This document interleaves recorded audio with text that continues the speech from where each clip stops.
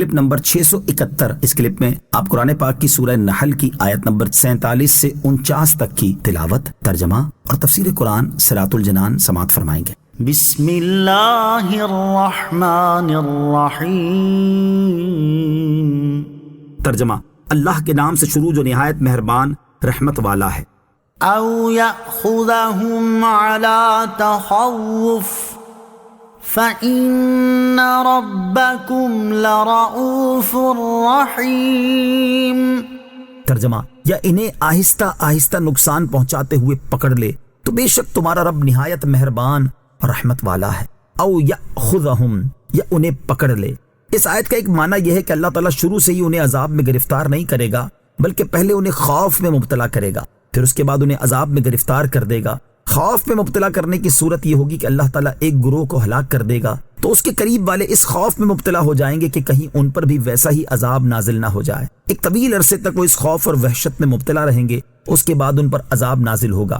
دوسرا معنی یہ ہے کہ اللہ تعالیٰ ان پر فوراً عذاب نازل نہیں کرے گا، بلکہ ان کی جانوں اور مالوں کو تھوڑا تھوڑا کم کرتا رہے گا یہاں تک کہ سب ہلاک ہو جائیں گے۔ فَإِنَّ رَبَّكُمْ لَرَؤُوفٌ رَحِيمٌ، تو بے شک تمہارا رب نہایت مہربان رحمت والا ہے۔ یعنی اللہ تعالیٰ چونکہ بہت مہربان اور رحمت والا ہے، اس لیے وہ اکثر امور میں مہلت دے دیتا ہے اور عذاب نازل کرنے میں جلدی نہیں فرماتا۔ اولم يروا الى ما خلق الله من شيء يتفيأ ظلاله عن اليمين والشمائل يتفيأ ظلاله عن اليمين والشمائل سجدا لله وهم داخرون۔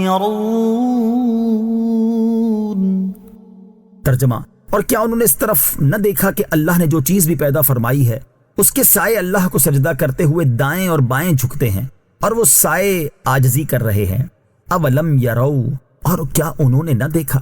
اس آیت کا خلاصہ یہ ہے کہ اللہ تعالیٰ نے سایہ دار جو چیز بھی پیدا فرمائی ہے اس کا حال یہ ہے کہ سورج طلوع ہوتے وقت اس کا سایہ دائیں طرف جھک جاتا ہے اور سورج غروب ہوتے وقت اس کا سایہ بائیں طرف جھک جاتا ہے، اور سائے کا ایک سے دوسری طرف منتقل ہونا اللہ تعالیٰ کو سجدہ کرنا اور اس کی بارگاہ میں اپنی عاجزی، انکساری اور کمزوری کا اظہار کرنا ہے، کیونکہ سایہ دائیں اور بائیں جھکنے میں اللہ تعالیٰ کے حکم کا پابند اور اسی کا اطاعت گزار ہے، اسی کے سامنے عاجز اور اسی کے آگے مسخر ہے، اور اس میں اللہ تعالیٰ کی قدرت کا کمال ظاہر ہے۔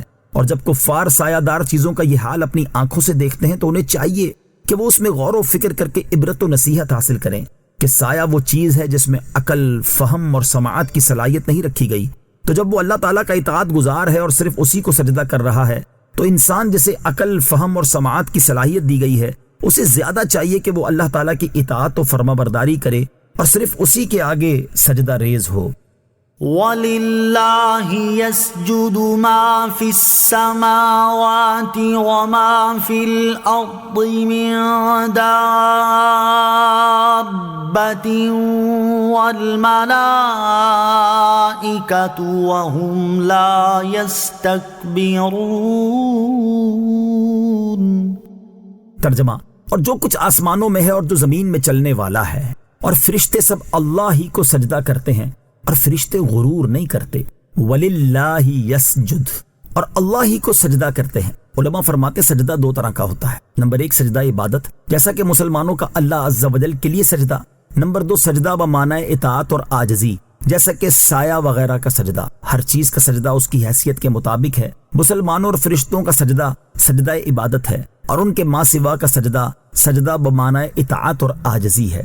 یاد رہے کہ یہاں سجدے سے مراد اطاعت ہے، نہ کہ اصطلاحی سجدہ، اور اگر باقاعدہ سجدہ ہی مراد ہو تو بھی حق ہے کہ کسی چیز کی حقیقت ہمیں معلوم نہ ہونا ہمارے علم کی کمی کی دلیل ہے، اس بات کی نہیں کہ وہ چیز ہی نہیں ہو سکتی۔ جیسے آج کل کی لاکھوں سائنسی ایجادات سے پہلے لوگوں کو ان چیزوں کا بالکل علم نہیں تھا، لیکن اس کا یہ مطلب نہیں تھا کہ یہ چیزیں ہو ہی نہیں سکتی تھی۔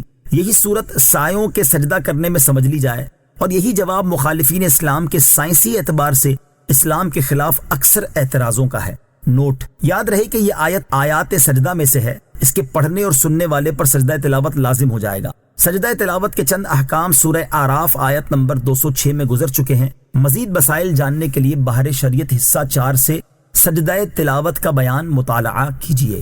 وَهُمْ لَا يَسْتَكْبِرُونَ، اور فرشتے غرور نہیں کرتے۔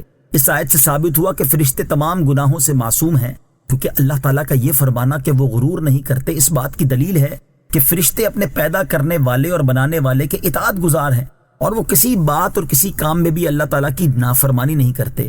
مسلمانوں کا عقیدہ یہ ہے کہ صرف فرشتے اور پیغمبر معصوم ہیں، ان کے سوا کوئی معصوم نہیں۔ صلو علی الحبیب صلی اللہ تعالی علی محمد صلی اللہ تعالی علیہ وسلم۔ مجھے اپنی اور ساری دنیا کی لوگوں کی اصلاح کی کوشش کرنی ہے انشاءاللہ عز و جل۔